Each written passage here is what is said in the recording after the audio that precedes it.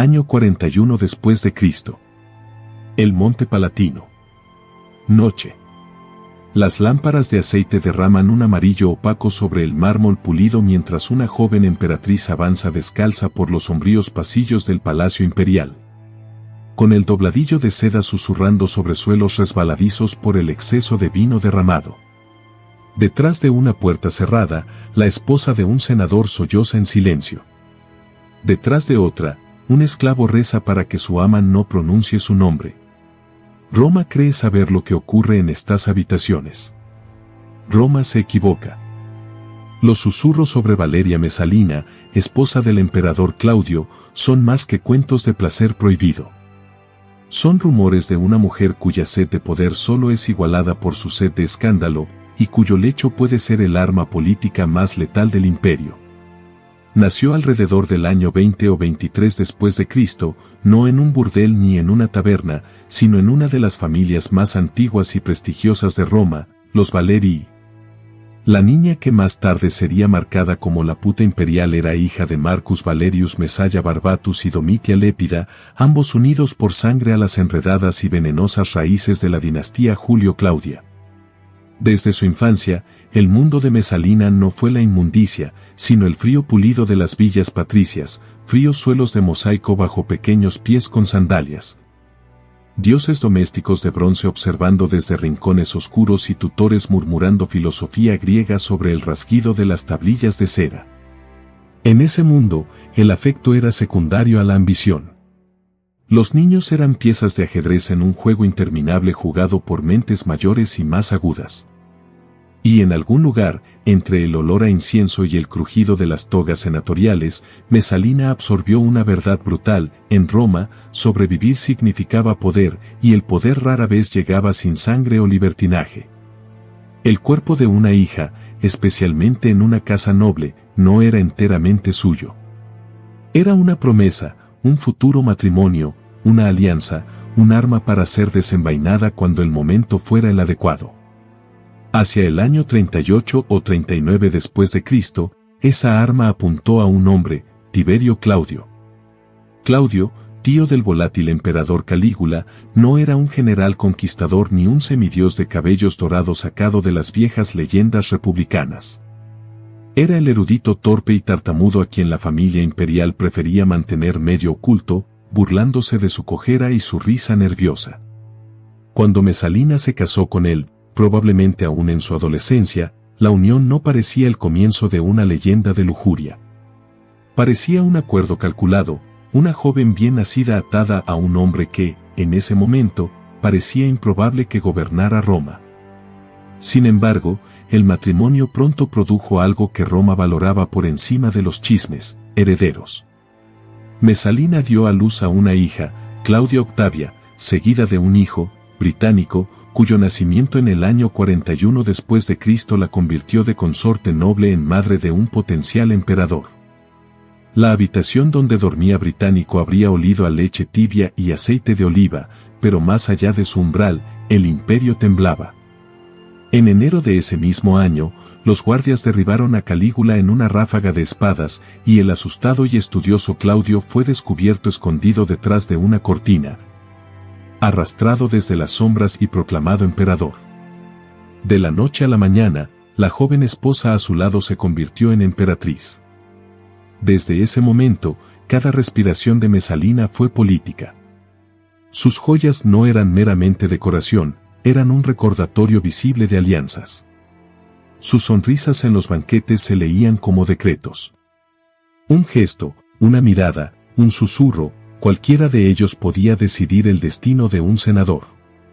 En público, era la esposa obediente, sentada cerca de Claudio en los juegos, con el rostro sereno bajo un elaborado arreglo de rizos, mientras el aroma de perfumes importados flotaba sobre la piedra del anfiteatro.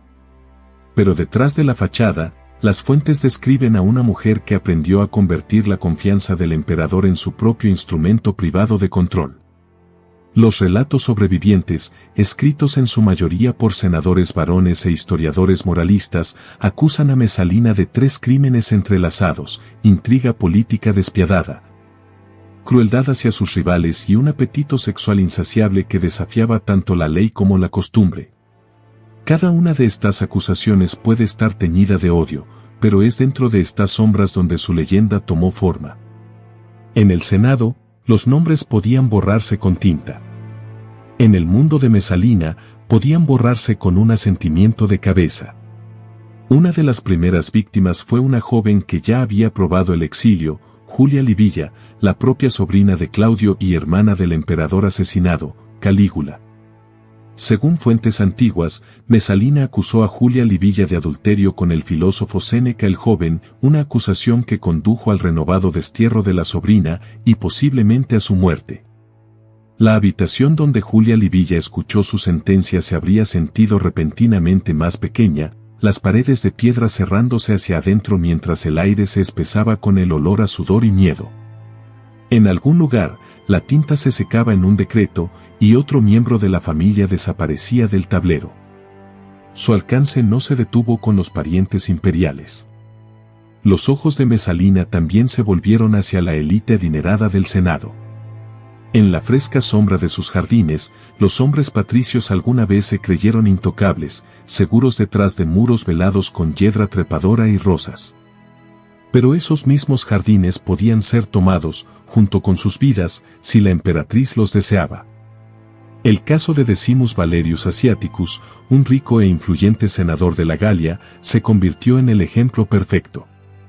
Asiaticus era dueño de los famosos jardines de Lúculo, una exuberante finca de terrazas, fuentes y arte, donde el olor de los arbustos en flor se mezclaba con el humo mantecoso de las antorchas. Los senderos serpenteaban entre estatuas de mármol y piscinas sombreadas, ofreciendo un paraíso privado muy por encima de las abarrotadas calles de Roma.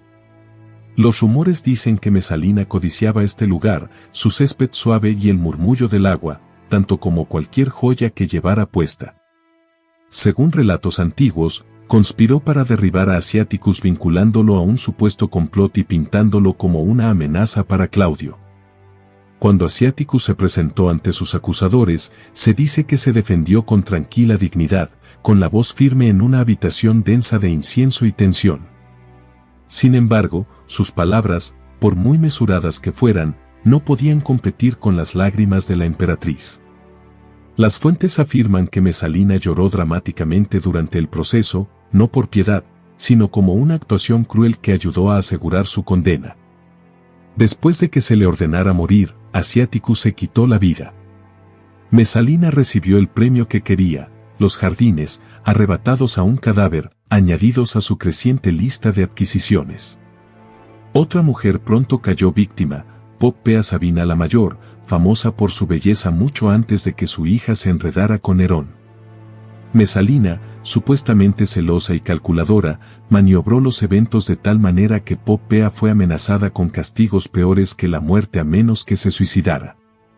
Imaginen la última noche de Popea, el leve sabor a metal en su lengua mientras levantaba una copa o una cuchilla, la luz de las velas temblando en la pared mientras sus manos vibraban. El sonido amortiguado de pasos en el pasillo exterior mientras la maquinaria imperial esperaba su desenlace. Cuando terminó, Mesalina había eliminado a otra rival, y Claudio, aparentemente ajeno a todo, invitó al esposo de Popea a cenar días después, preguntando casualmente por qué ella no los había acompañado. Estas historias revelan un patrón. La supuesta lujuria de Mesalina por el placer corría paralela a un hambre más silenciosa y fría de control. Para eliminar a un hombre, podía susurrar traición. Para aplastar a una mujer, podía susurrar adulterio.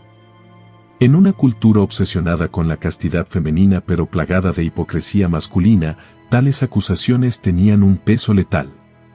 Pero son sus supuestos excesos sexuales los que han brillado con más fuerza en la imaginación de las generaciones posteriores. Tácito, Suetonio y Dion Casio retratan a Mesalina como una criatura de deseo casi ilimitado, manteniendo aventuras con actores, nobles e incluso trabajadores sexuales profesionales. A veces mientras Claudio cenaba en la habitación contigua. Un relato afirma que obligaba a mujeres de alta cuna a cometer adulterio mientras sus esposos eran forzados a mirar, convirtiendo la vergüenza privada en espectáculo público.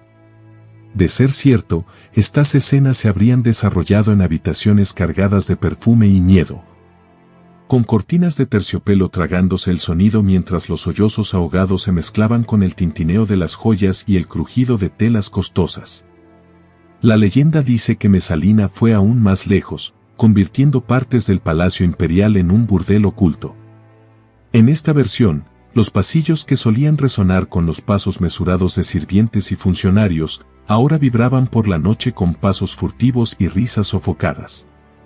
Las lámparas ardían bajas, resaltando los bordes dorados de los divanes manchados por vino derramado, el sudor en los hombros desnudos, los rostros inexpresivos de mujeres de élite forzadas al servicio.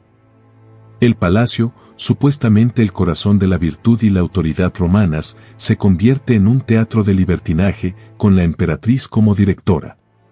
Un satírico romano posterior, Juvenal, llevó esta imagen a un extremo grotesco.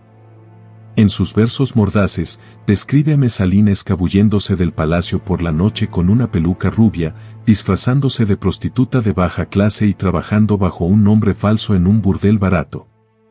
Allí, bajo techos oscurecidos por el humo y sobre suelos cubiertos de paja, supuestamente esperaba a los clientes en una habitación estrecha que apestaba a sudor, heces de vino y aceite barato, compitiendo con otras mujeres hasta el amanecer.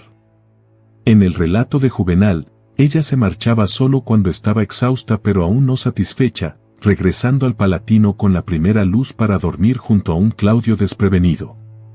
La mayoría de los historiadores actuales tratan esta historia del burdel como una exageración venenosa, una fantasía moralista destinada a escandalizar a los lectores romanos más que a documentar un hecho literal. Juvenal usó a Mesalina como un símbolo más que como una persona, el ejemplo definitivo del exceso femenino en un mundo que temía a las mujeres que se salían de sus roles prescritos. Sin embargo, la leyenda perdura, aferrándose a su nombre como el humo. En esa tensión entre el hecho y la calumnia, surge una pregunta más reveladora: ¿no hizo ella todo lo que afirmaron, sino por qué tantos hombres necesitaban creer que lo hizo? Incluso si algunas historias son exageradas, hay pocas dudas de que Mesalina tuvo amantes. La corte imperial, con sus banquetes nocturnos y su desfile interminable de hombres ambiciosos, ofrecía muchas oportunidades para enredos prohibidos. Imaginen un festín en los primeros años del gobierno de Claudio, divanes cubiertos de textiles púrpuras, mesas gimiendo bajo carnes asadas e higos empapados en vino con miel, músicos tocando suavemente mientras el incienso se enrosca en el aire. Mesalina se reclina junto al emperador, sus dedos trazando ociosamente el borde de una copa dorada. Al otro lado de la sala, los ojos de un noble apuesto se encuentran con los suyos. Una mirada, una ligera inclinación de cabeza, un encuentro posterior arreglado al amparo de la oscuridad. Pero en Roma, las pasiones nunca eran solo personales. Eran moneda de cambio política. Los amantes podían convertirse en aliados. Los amantes podían convertirse en lastres. Fue con uno de estos hombres, Cayo Silio, con quien el mundo cuidadosamente equilibrado de Mesalina finalmente colapsó. Silio no era una aventura anónima. Era un senador aristocrático y ambicioso, ya casado, y admirado por su apariencia y encanto. Los relatos antiguos sugieren que, para el año 48 después de Cristo, Mesalina y Silio estaban tan entrelazados que él se divorció de su esposa, Junia Silana, para estar con ella. Un acto impactante por su audacia. Los rumores susurraban por la ciudad como humo. La emperatriz, todavía casada con Claudio, vivía efectivamente como pareja de Silio a espaldas del emperador. El asunto escaló del escándalo a lo que parecía mucho a una traición. Según Tácito y otros, Mesalina y Silio comenzaron a conspirar para que Silio adoptara a Británico, o al menos para posicionarse de tal manera que, si Claudio moría, él pudiera reclamar el poder con Mesalina a su lado. En una ciudad donde los emperadores a menudo encontraban finales violentos, la línea entre la fantasía y el plan podía desdibujarse rápidamente. En conversaciones susurradas tras puertas cerradas, donde los únicos testigos eran el parpadeo de la luz de las lámparas y el suave crujido de túnicas costosas, echaron raíces ideas peligrosas. Luego vino el acto que, verdadero o exagerado, selló su destino, el llamado matrimonio. En el año 48 después de Cristo, mientras Claudio estaba fuera de Roma, posiblemente en Ostia u ocupado en otros asuntos, Mesalina y Silio supuestamente celebraron una ceremonia de boda completa.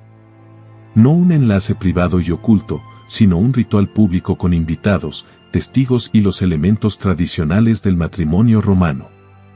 El vino fluyó. Los músicos tocaron. El olor a flores trituradas se mezcló con el sudor mientras los bailarines se movían por un salón que, por ley y costumbre, pertenecía a la casa del emperador.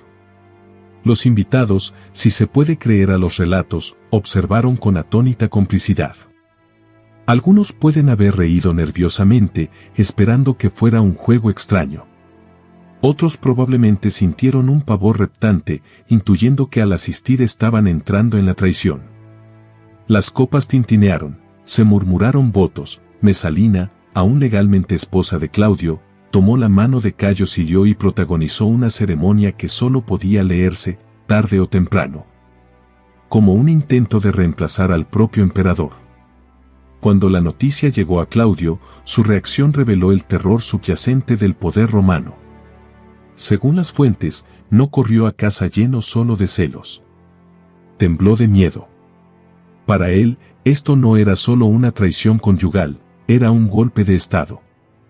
Si su esposa podía casarse públicamente con otro hombre en la capital mientras él vivía, ¿qué más se había planeado?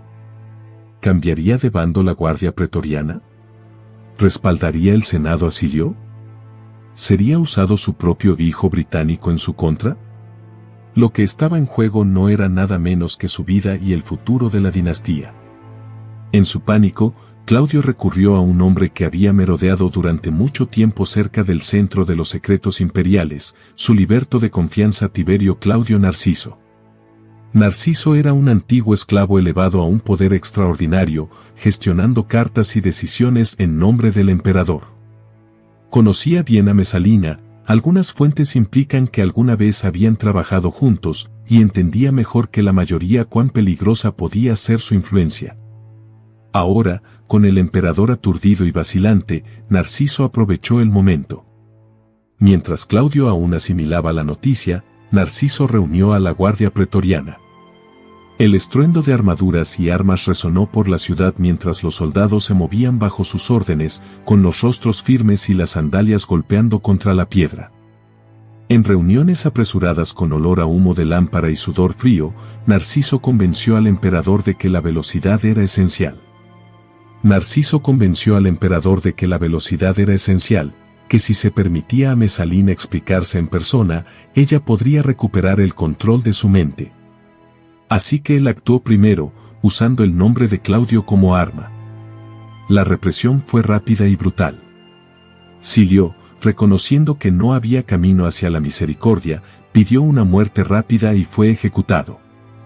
Otros presuntos conspiradores siguieron, sus vidas apagadas en patios donde el olor a sangre se mezclaba con el polvo, y los curiosos se mantenían en las sombras. Mesalina misma aún no estaba muerta. Se había retirado a los jardines que una vez robó, a Asiaticus, acompañada por su madre, Domitia Lépida, mientras la maquinaria imperial se cerraba sobre ella.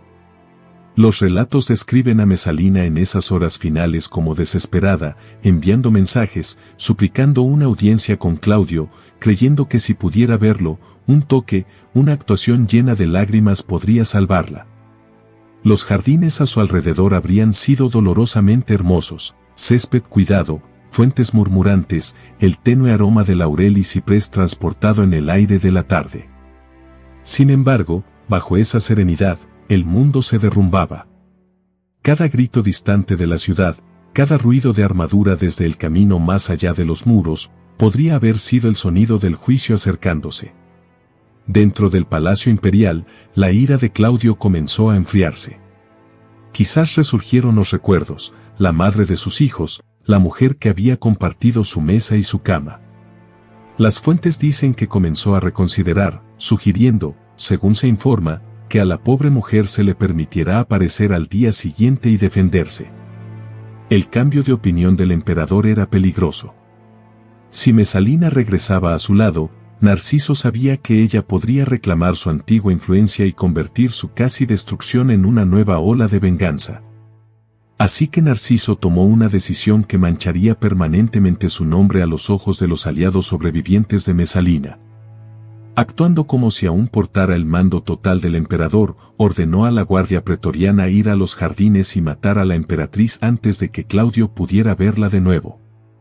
En algún lugar entre el palacio y el jardín, entre la vacilación y la finalidad, el destino de Mesalina pasó de incierto a sellado. Cuando llegaron los guardias, la encontraron no como la seductora intrépida del rumor, sino como una mujer acorralada. Las fuentes ofrecen detalles contradictorios. Algunos afirman que aferró una daga pero no pudo obligarse a usarla, otros dicen que simplemente colapsó, paralizada por el terror. El aire de la tarde a su alrededor se habría sentido más frío que el banco de piedra bajo ella. El susurro de las hojas del jardín podría haber sonado más fuerte que el acercamiento de los hombres. Se dice que su madre la instó a quitarse la vida, a morir con una pizca de dignidad. Mesalina no pudo. Incapaz de reunir el coraje para terminar consigo misma, observó como uno de los guardias, un extraño cuyo nombre la historia no registra, daba un paso adelante. El acero destelló en la penumbra. En ese momento, la emperatriz cuyo nombre se había convertido en sinónimo de lujuria prohibida y escándalo murió no en un burdel ni en una cámara perfumada, sino en un jardín que le había quitado a otro hombre. Abatida como cualquier otro traidor condenado. Tenía alrededor de 25 años. De vuelta en el palacio, la noticia llegó a Claudio. Según un relato, no estalló en dolor. No ordenó días de luto. Simplemente pidió otra copa de vino. En ese gesto, casual, casi indiferente, uno ve el núcleo escalofriante del poder romano. Las personas, incluso las esposas y madres de herederos, podían ser eliminadas y olvidadas. El Senado ordenó más tarde una damnatio memoriae, una condena formal de su memoria que requería que su nombre fuera borrado de las inscripciones y sus estatuas derribadas. Los rostros de mármol fueron cincelados hasta el anonimato, y los mantos de piedra que alguna vez llevaron su imagen se convirtieron en ecos vacíos. Sin embargo, el intento de borrarla fracasó. La memoria de Mesalina no desapareció. Se retorció. A lo largo de los siglos, moralistas cristianos, artistas del Renacimiento y escritores modernos volvieron a ella como un símbolo de la depravación femenina, de la corrupción sexual, de las tentaciones mortales del deseo desenfrenado. La realidad probablemente fue más complicada.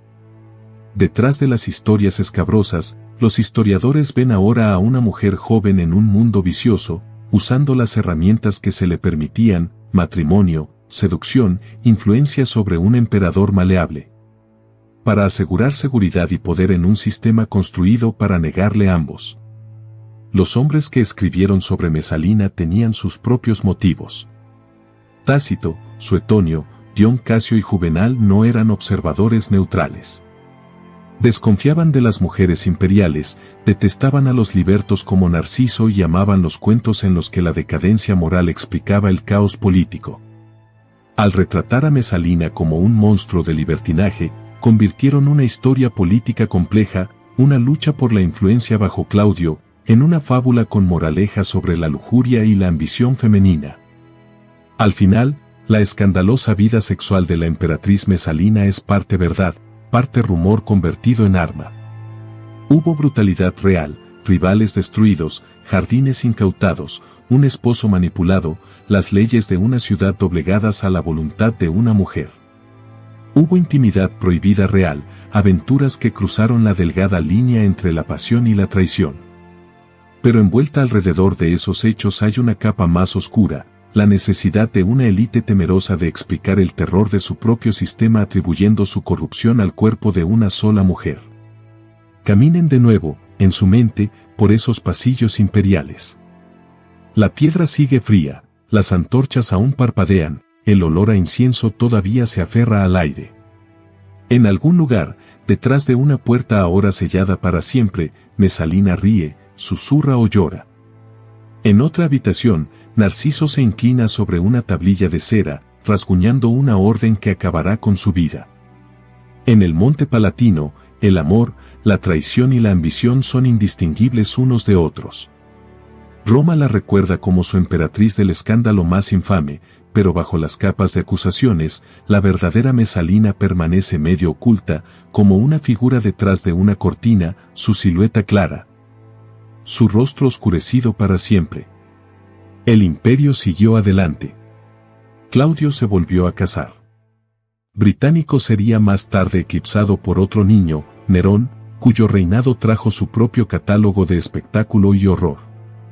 Pero en la imaginación popular, Mesalina todavía yace en la encrucijada del sexo, la política y el miedo.